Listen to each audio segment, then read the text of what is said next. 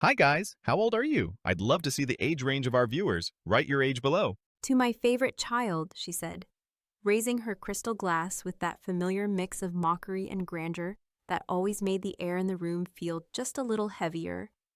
The one who actually made me proud. Her voice rang through the room like a bell, sharp and deliberate. And then came the laughter, first a polite ripple, then something fuller, like the room was letting itself off the hook by turning the sting into a joke. Everyone laughed. Everyone except me. I didn't move. I didn't smile. I just stared at her, that perfectly put-together woman with the champagne in one hand and my dignity crushed beneath her heel. The kind of woman who wore disappointment like a perfume and made sure you knew it was meant for you. I stood up slowly, the way someone does when they're about to make a choice they can't walk back from. I walked around the long oak table. She had it custom built years ago, not because we needed it, but because her friends had started renovating theirs. And I handed her a letter. It was nothing fancy, just a white envelope, one corner slightly bent, the kind you'd toss in the trash without opening unless you knew better. She looked at it for a second, maybe thinking it was a card or some belated gift. But then she saw the return address. Her smile didn't just fade, it cracked. Her fingers curled around the envelope like it might burn her if she held it wrong, and her hand began to tremble just slightly, the way it used to when she'd grab a cigarette after a particularly nasty phone call from the bank. I leaned in just enough for only her to hear me and said, "Funny because this came for your favorite yesterday." Then I walked back to my seat without waiting for a reaction. I didn't need one. I'd already seen it. Here's the thing most people never talk about. Family wounds don't come from loud moments. They come from the quiet patterns that sneak up on you until they become part of who you are. It wasn't just that she said it. It was that she meant it, and always had. That toast was just the last nail in a coffin she'd been building since I was a teenager.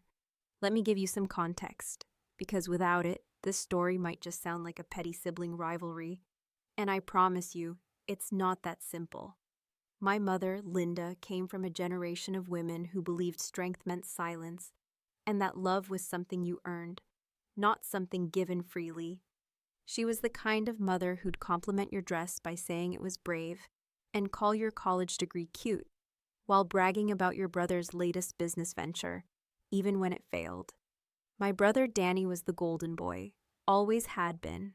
Blonde hair, easy smile, just the right amount of charm to fool everyone in the room and none of the weight that comes with consequence. He wrecked her car in high school after drinking with his friends, and she blamed it on the ice. I brought home straight A's and got told not to rub it in. That was the dynamic, clear as glass. He shined, I swallowed. Over the years, it became a dance I learned without even thinking. Keep your head down, don't speak up, don't expect fairness, and certainly don't expect applause.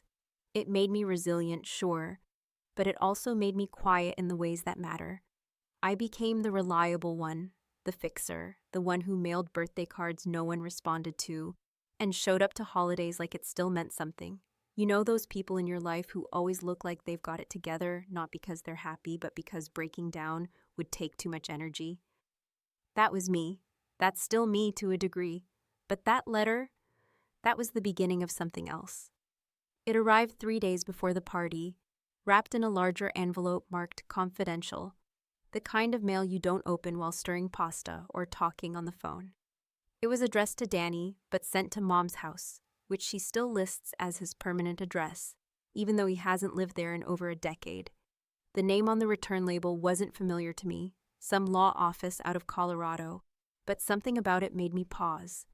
Maybe it was the weight of it, the kind of envelope that means business, or maybe it was just instinct.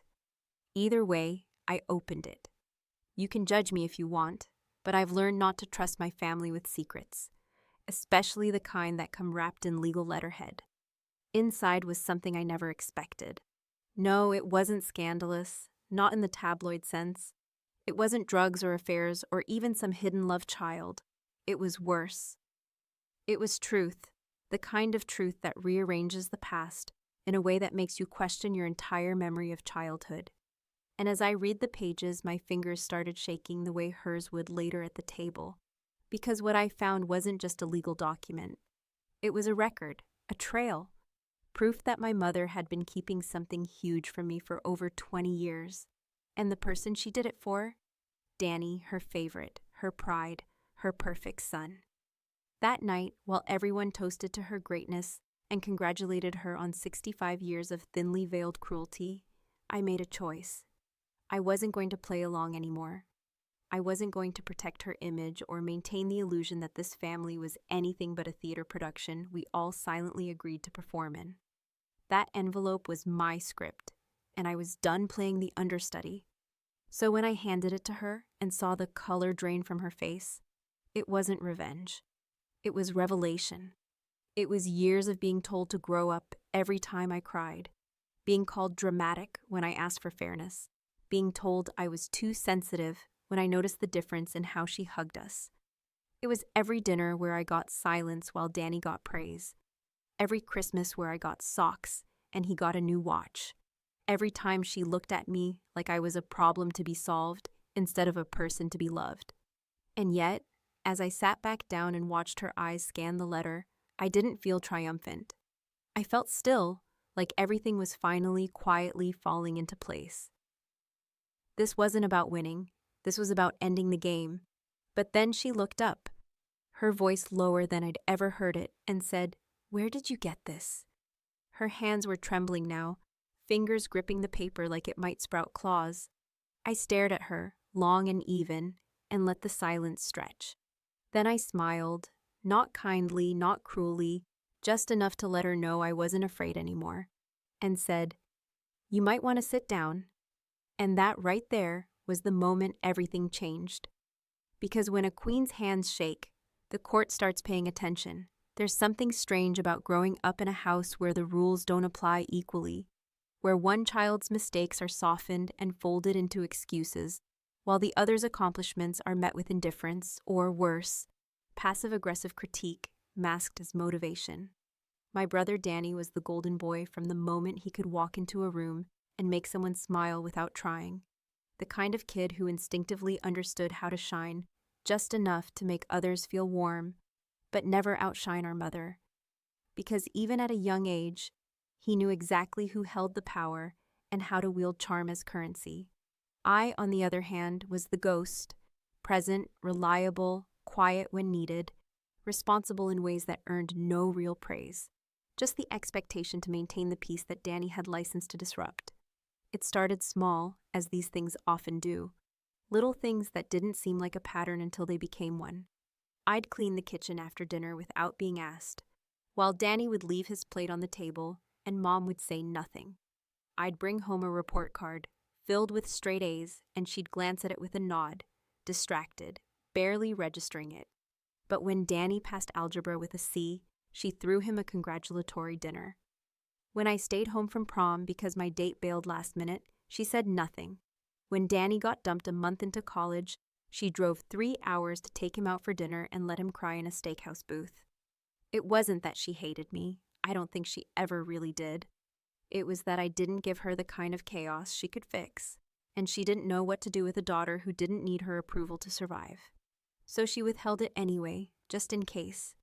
Danny's path through life was paved not with hard work or sacrifice, but with a protective layer of excuses and second chances that somehow always arrived just in time. When he got caught drinking at a house party during senior year, Mom met the cops in a silk robe and a story about how he was just blowing off steam after a hard exam week. When he failed out of his first semester at a state college, she blamed the professors, insisting they were out of touch with how young men learn best. And when he crashed her car into a mailbox, while high on painkillers prescribed for a sports injury, he never actually got treated. She told the insurance company it was a deer. I sat there watching it all unfold like I was a supporting character in someone else's redemption arc, wondering if the rules would ever shift, if maybe one day she'd notice that I had been following them all along and still couldn't win. By the time I moved out at 21, the house didn't feel like a home. It felt like a museum curated around Danny's potential and her delusions. Every photo on the wall was of him at some event, holding some trophy or posing with some girl, while mine were limited to class pictures shoved into the corner of the fridge, usually half covered by takeout menus. I remember packing my boxes quietly, not because I wasn't angry, but because I knew she didn't see me enough to make a scene about it. She didn't ask me where I was going, didn't help me carry anything, didn't even pretend to miss me. She hugged me goodbye like someone says farewell to a coworker they never really liked. Polite, brief, and relieved. For years after that, I stayed on the outskirts. I showed up for birthdays, for Christmas, for the occasional barbecue, because that's what you do when you're the one who holds the thread together, even if everyone pretends it's Danny. I sent cards on holidays, remembered anniversaries, picked up groceries when Mom got sick for a few weeks and Danny was too busy with work. And through it all, I never asked for more than decency, but I never really got it either. She'd brag to neighbors about Danny's startup, even though it was just a side hustle that bled money. And when I mentioned a promotion at work, she barely looked up from her crossword. The silence wasn't new, it was the consistency that cut. When the letter showed up, I didn't open it with malice. It wasn't about revenge then, it was curiosity. Because even ghosts notice when something doesn't belong. The law firm, the formal tone, the sudden arrival on her doorstep after all these years. I opened it thinking it was junk mail, and ended up staring at documentation that peeled back the last layers of the myth she had built around him. A will, a rewritten beneficiary, a trust fund she'd cashed out before I was even legally able to know it existed, and all of it linked directly to Danny, her favorite, her pride. The child who could do no wrong, even as he bled her dry. I thought about it for a full day before deciding to bring it to the party. Not because I wanted to ruin her moment. Believe it or not, I still carried that part of me that hoped for peace. But because I couldn't stomach another toast where she pretended like we all didn't know the truth. And after I handed her that envelope, after her hands began to tremble and the cracks began to show, Danny came into the kitchen like a storm pretending to be a breeze. He stood too close, the way men do when they're not sure if you're a threat or an inconvenience. "What the hell are you trying to do?" he asked, keeping his voice low enough that only I could hear it, the kind of tone that carried both entitlement and panic. I looked at him for a long second. This man I used to build Lego towers with. This man who never once asked how I was doing in 15 years. "You're trying to destroy her," he said again, this time more like an accusation than a question. I leaned against the counter, feeling more calm than I had in years, and said quietly, "Maybe." Or maybe she already did that to herself. I'm just the one who finally stopped pretending not to see it. He looked at me like I had betrayed something sacred, but the truth is, you can't betray a family that never really let you in. And right then, in the tight air of that perfect kitchen, with its granite countertops and decorative copper pans that never once got used, I realized that Danny wasn't angry because I'd done something wrong. He was angry because, for the first time, the story wasn't about him. There's a particular kind of silence that settles into a room when someone reads something they were never meant to see, not because it contains classified information or salacious secrets, but because it pulls back the curtain on a carefully constructed version of reality that everyone agreed, consciously or not, to pretend was real. That was the silence that fell over my mother's face as she sat at the head of her birthday table, staring at the contents of the envelope I had placed so deliberately in front of her, her eyes darting back and forth across the pages like they were betraying her, like the words themselves were conspiring to undo her. And maybe they were, but not in the way she feared. It wasn't just paper. It was a mirror held up after decades of denial, and the reflection it cast was one she could no longer correct with charm, control, or casual cruelty. The letter wasn't handwritten. It wasn't a confession or an apology or some intimate revelation. It was printed, professionally typed, the header crisp, the font coldly neutral, the tone unmistakably legal. It came from a firm in Boulder, Colorado, which seemed irrelevant until I remembered that our grandfather, her father, had retired there with his second wife, a woman we were always told had problems and whose children were never spoken of again after a particularly tense Thanksgiving in the early 90s. I opened the envelope expecting maybe a misdirected inheritance scam or some dusty estate tax notice. But what I found was far more complicated, and in its own way more devastating. Not because it involved money, though it certainly did, but because it exposed the quiet betrayal that had shaped my life without me even knowing it. According to the documents, our grandfather had created a trust after his second heart attack, years before he passed, and it had very specific language in it. Language that named both of his grandchildren equally as beneficiaries. Not just Danny, not just the favorite, both of us. My name and his, spelled out in full, side by side, no room for interpretation. But when he died, I got a card in the mail and a brief, uncomfortable hug from my mother, while Danny suddenly had the funds to cover the down payment on a condo in a nicer part of town, and start a business that never made any money but gave him something to brag about at parties. I remember asking once, only once, if Grandpa had left anything behind, and my mother said no, that his estate was a mess, that there was nothing left after probate, that these things happen. And because I didn't know better, I believed her. I tucked away the slight, like so many others, into that quiet part of me that had long accepted that justice wasn't part of our family equation. But the letter told a different story, one that was precise in its timeline and merciless in its clarity. The trust had been executed properly. The funds had been dispersed. Both checks were mailed to her, under the assumption that she would distribute them accordingly. Only one of them ever reached its destination. The other, a substantial sum, enough to change the trajectory of someone's life, or at least ease the burden of early adulthood, was cashed by her within days and deposited into an account linked to a shared custody agreement she held over Danny's finances at the time, under the pretense of helping him manage his money. My name, the check in my name, never made it out of the envelope. It was voided, reissued for convenience, and never spoken of again. As I read through the pages that first night in my small kitchen, with a glass of cheap wine and a level of detachment I had perfected over years of familial disappointment, I didn't cry. I didn't scream. I just sat there, rereading the parts that confirmed what I already knew in my gut, because even if I hadn't known the specifics, I'd always known something was off. Children of manipulative parents develop a sixth sense for dishonesty, even when they lack the vocabulary to name it.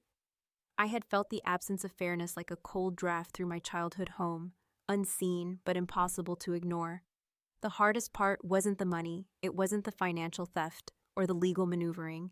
It was the decision, so deliberate and calculated, to deny me something I was owed, not because she needed it, not because I had wronged her, but because she simply couldn't imagine me deserving something Danny didn't get first.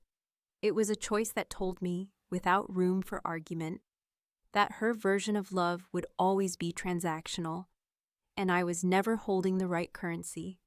That night, as the birthday party unfolded in its awkward aftermath, guests murmuring, Danny pacing like a caged animal, Mom still frozen in that chair, I watched from the kitchen doorway, holding my own glass, not of champagne but of clarity, and thought about the strange dignity of being the child who finally broke the pattern, not out of vengeance but out of necessity. Because once you see the truth written in legalese and notarized by someone with no emotional stake in the matter, it becomes impossible to keep playing the game by rules designed to keep you losing.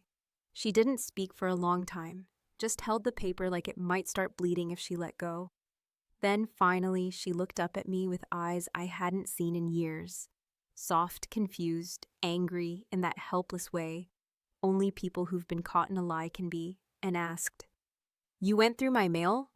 I nodded, slowly, deliberately. "I did," I said, not bothering to dress it up.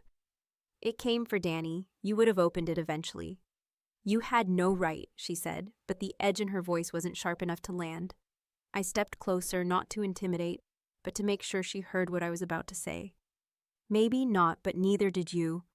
You made a choice, a long time ago, to take something from me because you thought I wouldn't notice, or maybe because you thought I wouldn't matter enough to fight for it. Well, I noticed, and I matter, She opened her mouth like she wanted to argue, to spin it, to reach for one of the old tricks she used to gaslight me into silence, but nothing came out, not because she couldn't lie. She'd been doing it for decades, but because for the first time, the lie wasn't enough to cover the truth. "You don't know what you're starting," she said finally, and her voice cracked just slightly, like a porcelain vase dropped on a carpeted floor, quiet but irreversible. I looked down at the letter, then back at her, and said, with more peace than fury, "You're right, I don't. I only know how it ends." And in that moment, for the first time in our entire lives, she looked genuinely afraid, not of me, but of the story unspooling in front of her, the one she no longer controlled, the one where the ghost finally became impossible to ignore. There is a point in every family's history where silence becomes its own language, where the things that are never spoken aloud gain more weight than the words that are. And in our house, that unspoken language wrapped itself around our daily lives so tightly that by the time I was old enough to understand the difference between peace and suppression, it was already too late to untangle them without breaking something. After the night of the party, after the envelope had done its damage and my mother had sat there staring into her own carefully buried shame, I found myself walking through memories not like a daughter remembering her childhood, but like an investigator returning to a cold case, suddenly seeing evidence in the cracks that had always been there, but had long been camouflaged by routine and the desperation to believe that maybe it wasn't as bad as it felt. I didn't sleep that night, not really.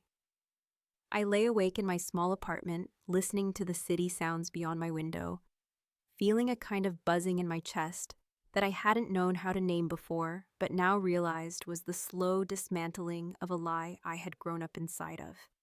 It's a strange thing, watching the mythology of your own family fall apart. You don't cry at first, not because it doesn't hurt, but because the grief is too big for one emotion. It comes in flashes, like heat behind your eyes or a tightness in your jaw that doesn't go away even after you breathe through it. I kept thinking about my mother's face when she realized the game was over, and not because I took pleasure in it, but because it was the first time I saw her not as a mother or even a villain, but as a person unraveling under the weight of her own design. In the days that followed, I found myself digging, not just into the documents I'd received, but into the things I had boxed up years ago and never really looked at. Old notebooks, letters, half-forgotten photographs stuffed into shoeboxes that had traveled with me through 5 apartments but never been unpacked. It wasn't just curiosity, it was instinct. The same kind that told me something had never added up about the way my mother treated me versus the way she adored Danny, with a blind, almost manic loyalty.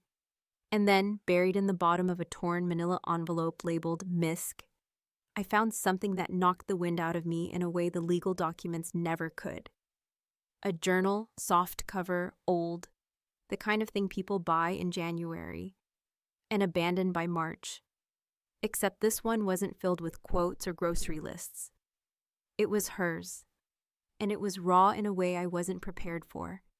The entries were sparse, written in her spidery handwriting, often dated months apart. But the one that mattered was dated sometime in late 1986, a few months before I was born, and it started with a sentence I had to read 3 times before it made sense. I wish I could say I regret it, but what I really regret is how it's going to complicate everything. The rest of the page unfolded like a confession she never intended for anyone to read. She wrote about a man, someone who wasn't my father. She didn't name him, but she described him well enough for me to know without question that this wasn't a vague fantasy or emotional indulgence. He was real. They had a moment. A mistake, she called it. And then she wrote something that made my skin go cold. If it's his, I'll never tell. I'll raise her like I'm supposed to, but God help me if she looks like him. That one sentence reframed every interaction I'd ever had with her. Every cold glance, every unfair comparison, every time she chose to lift Danny up while letting me disappear into the background. She didn't just resent me because I wasn't easy or compliant. She resented me because every time she looked at me, she saw the evidence of a decision she never forgave herself for, and couldn't forgive me for existing as proof of. I sat there, holding that journal in my lap, my hands numb, not because I hadn't suspected something like this deep down, but because confirmation has a weight all its own, heavier than suspicion, because it robs you of the comfort of doubt. I wasn't just the second choice child. I was the embodiment of a secret she tried to bury in motherhood and appearances and long-distance phone calls to relatives who never asked too many questions. I was a mistake she dressed up in polite neglect. In that moment, I didn't feel angry. I felt hollow, like everything inside me had been scooped out and replaced with a kind of cold understanding that was both freeing and brutal, because now I knew. Now I saw her clearly. And in that clarity, I stopped wanting her love. I stopped needing her to choose me, to notice me, to apologize. What I wanted now was balance. Not revenge in the cruel, dramatic sense, but justice. The kind that comes from finally putting the truth on the table and letting everyone decide for themselves what they're going to do with it. The next day, I called Danny. He didn't answer. Of course he didn't. He'd always been her son first, her partner in delusion, her golden boy who never had to face consequences because someone else, me, was always absorbing the impact. So I left a message, calm even. I told him about the trust, about the money, about the journal. I told him that I wasn't going to the police, not yet. But I also wasn't going to let this disappear. Then I called the law firm, the one from the envelope. I asked them to send me certified copies of the documents. I started doing research. I learned just enough to know I had options. And as I stared at the email confirming the delivery of those copies, I felt something shift in me, not the fire of revenge, but the steady ignition of a plan taking form. Later that night, I stood in front of the mirror in my hallway, staring at myself the way I imagined she had stared at me all those years, looking for resemblance, for guilt, for something she could either forgive or destroy. And for the first time, I didn't see someone unworthy. I saw someone dangerous to the lies that had kept this family running, someone inconvenient, someone who could no longer be ignored. And I realized, with a calmness I didn't expect, that I didn't want her love anymore. I wanted her to know she couldn't lie her way out of this. I wanted Danny to feel the weight of everything he had been protected from. And most of all, I wanted the truth to be louder than her voice for once. Because some secrets don't stay buried. Some secrets rot. And this one was about to explode. There is a strange kind of stillness that descends after a storm that wasn't loud but managed to change the shape of everything it touched. One that doesn't leave shattered glass or broken branches behind, but instead shifts the air in such a way that nothing feels quite the same, even if everything looks as it did before. That was the stillness that wrapped itself around the house in the days following my mother's birthday, a house once filled with the easy noise of denial and practiced cheerfulness, now blanketed in a thick, uncertain quiet that even she couldn't quite shake off with her usual routines and platitudes. The party had ended hours ago. Guests had trickled out with vague smiles and sideways glances, and the dishes had been cleaned, but the tension hung in the corners like dust stirred up from the floorboards of an old attic. Undeniable, unavoidable, and choking. The next time I walked into that house, I didn't do it with the trepidation I used to feel, that ingrained instinct to make myself smaller, to not disturb the delicate balance of favoritism and polite resentment that had always shaped our family gatherings. I walked in carrying something different, something heavier than a casserole dish or a birthday gift. Truth. Not the kind that arrives with fanfare or vindication, but the kind that sits between people like an unanswered question, daring them to look away. Danny was already there, standing by the window in the dining room, arms crossed, jaw tight. His expression somewhere between indignant and uncertain, the way someone looks when the ground beneath them has started to shift, but they're still hoping it's a passing tremor. My mother was seated at the table, not in her usual commanding posture but slightly hunched, her fingers tracing the rim of her wine glass, eyes red-rimmed but dry, like she'd been trying to cry but couldn't find the release. Neither of them spoke at first. The silence stretched, heavy and elastic, until I finally pulled out the chair opposite her and sat down, placing a small stack of neatly arranged documents on the table between us. Not thrown, not flung, just placed, like offerings or weapons, depending on how one chose to see them. "These are copies," I said, my voice calm, deliberate. "The originals are safe. I thought you'd want to see what I actually have before we talk about what comes next." She looked at the papers without touching them, her mouth tightening just slightly, not in defiance but in resignation. Danny, on the other hand, scoffed under his breath and muttered something about how I'd lost my mind, which I ignored because it wasn't true, and more importantly, because it wasn't new. What followed wasn't a confrontation in the traditional sense. There were no raised voices, no dramatic declarations, no tears running down cheeks, or doors slammed in fury.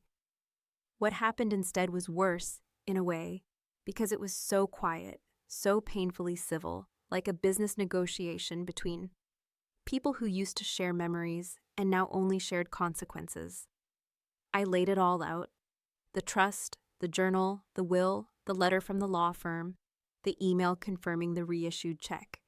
I told them what I had learned, what I had inferred, and most importantly, what I planned to do, not to destroy them, but to no longer protect them from the truth they had both built their lives around ignoring.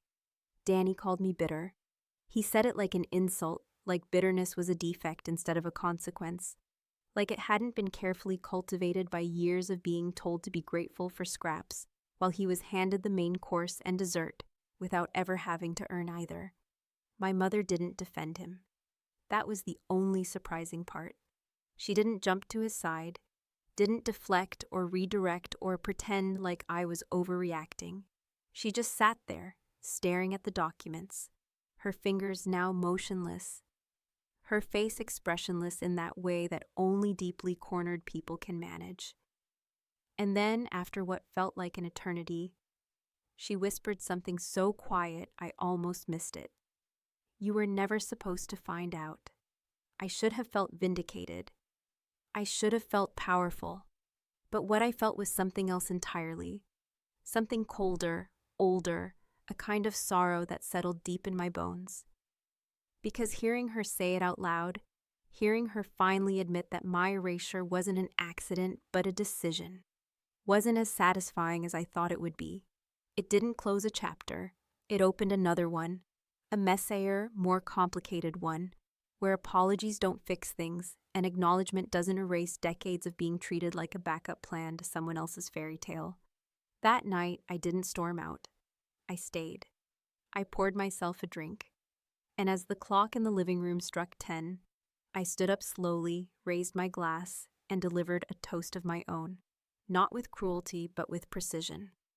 "To the kids," I said, letting my gaze settle on Danny, then on her, who grew up learning that love had conditions, and to the parents who thought they'd never be held accountable for what they did in the name of favoritism, fear, or shame. May the truth be heavier than your silence ever was. I didn't wait for them to respond.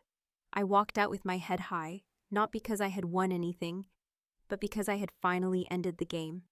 Outside, the air was cool, the kind of late evening breeze that signals the tail end of summer, and for a moment I stood there just breathing, no longer weighed down by the hunger for their approval, no longer haunted by the question of why I was never enough.